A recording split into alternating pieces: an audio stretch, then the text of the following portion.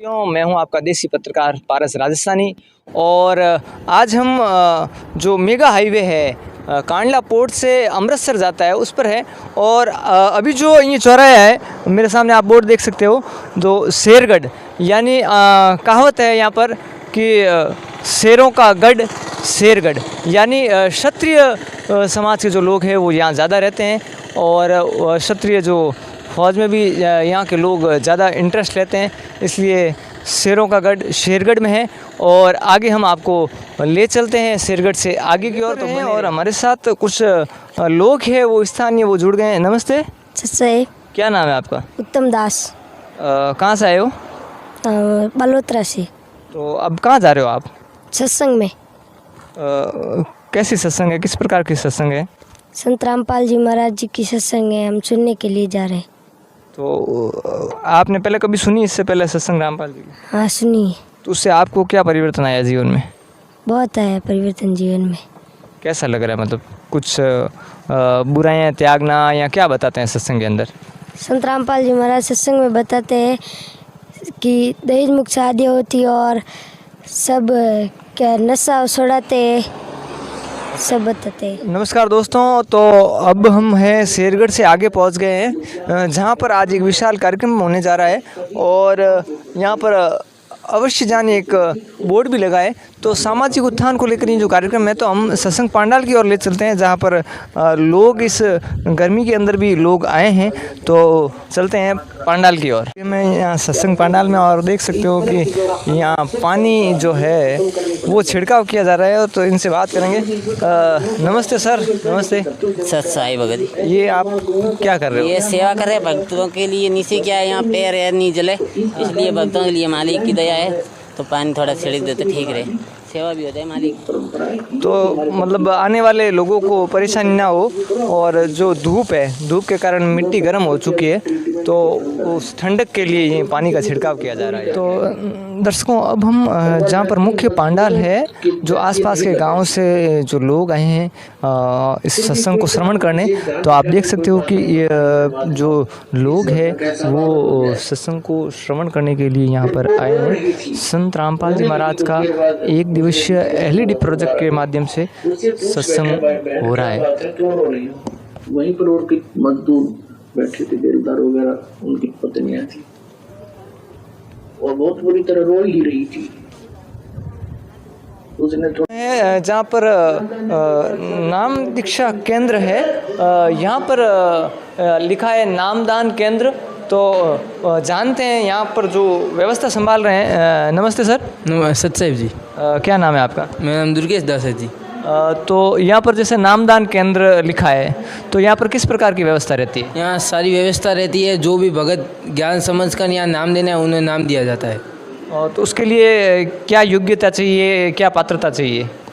पात्रता मतलब उसके लिए कि कौन कौन नाम उपदेश ले सकता है? कोई भी नाम उपदेश ले सकता है, छोटा बड़ा बूढ़ा बुजुर्ग कोई भी। अच्छा, उसके लिए कुछ शुल्क लिया जाता है या क्या पर है? नहीं, सिर्फ निःशुल्क है। परमात्मा ने सिर्फ निःशुल्क ही बोला है। तो उसको नाम दीक्षा लेने वाले को क्या क्या चीज़ ध्यान में रखनी चाहिए, या क्या रहते हैं नियम कायदे आपके यहाँ पर? यहाँ पर 11 नियम है, उस नियम का पालन करना पड़ता है बस। तो यहाँ पर एक नन्ही मुन्नी बालिका और हैं, उनसे भी मिलेंगे। नमस्ते। सच्चाई। क्या नाम है? पूजा दासी। आप यहाँ क्या कर रहे हैं? मैं यहाँ पे सेवा करती हूँ। क्या सेवा करते हो आप?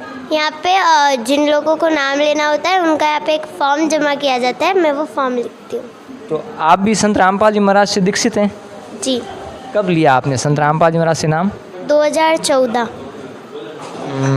क्या परिवर्तन लगता है? आप जैसे आपके क्लास में और भी बच्चे हैं, आपकी उम्र की लड़कियां हैं, तो उनके जीवन में और आपके जीवन में आपको क्या फ़र्क नज़र आता है? देखिए, सब लोग होते हैं जिनकी फैमिली में बहुत दुख होते हैं। मेरी फैमिली में ऐसा बिल्कुल नहीं है, क्योंकि मैंने संत रामपाल जी से नाम ले रखा है। और क्या पॉजिटिव काम करते हो आप नाम लेने के बाद? यहाँ पे जो नियम होते हैं वो मना करते हैं कि ये इन नियमों को नहीं तोड़ना है, वो नहीं तोड़ते हैं। नाचते कूदते हो क्या, गाने वगैरह गाते हो क्या आप? नाच बिल्कुल नहीं। कार्टून वगैरह नहीं। क्यों? तो आपकी खेलने की उम्र है, आप कार्टून नहीं देखते हो, गाने भी नहीं सुनते हो, तो ऐसा क्यों?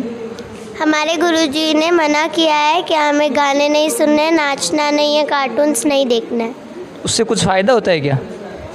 जी, अगर हम इन दिए हुए नियम में रहते हैं तो हमें बहुत सारे लाभ होते हैं।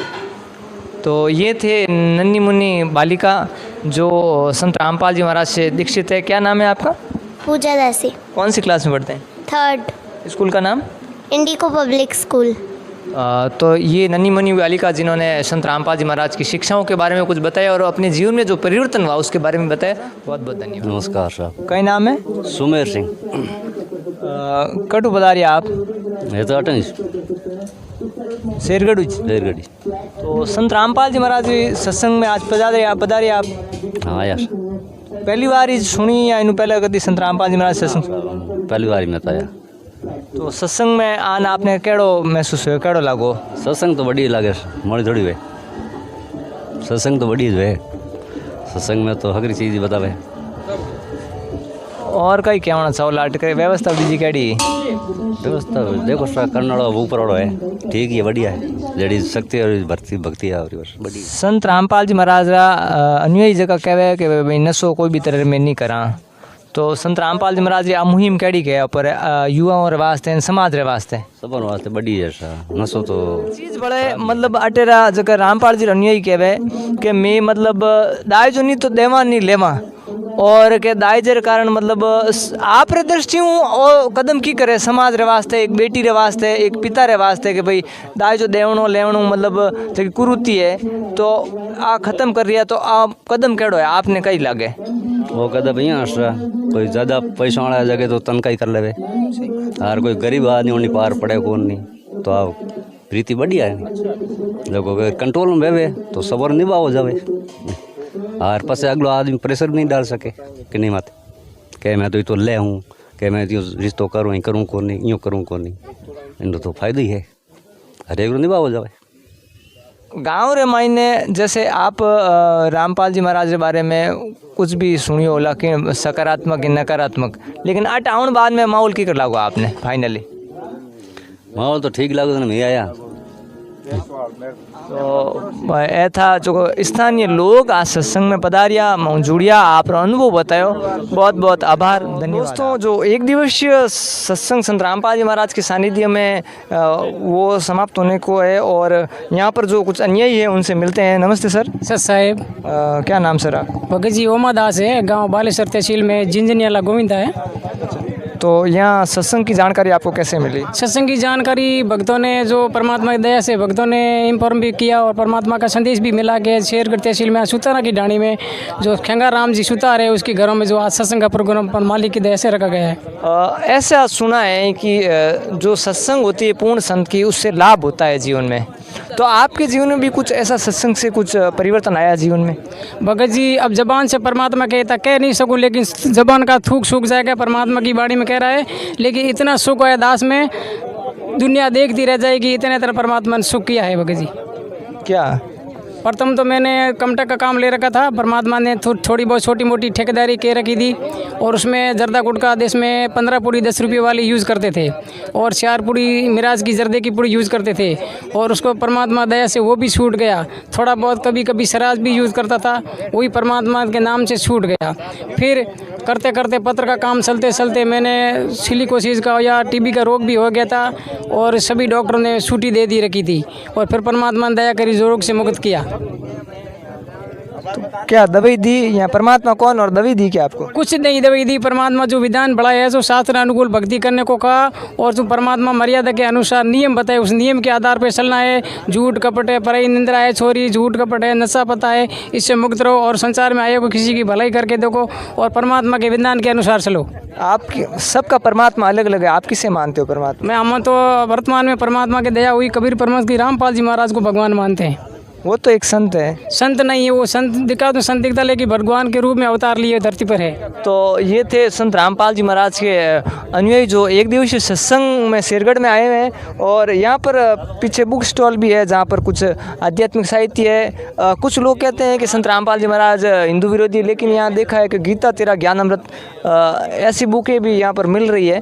तो वो तो सच्चाई क्या है वो तो हमें पता नहीं, लेकिन यहाँ जो देखा और जो रिपोर्टिंग है वो आपको दी। बहुत बहुत धन्यवाद, जुड़े रहे हमारे साथ। मैं आपका दोस्त पारस राजस्थानी, धन्यवाद।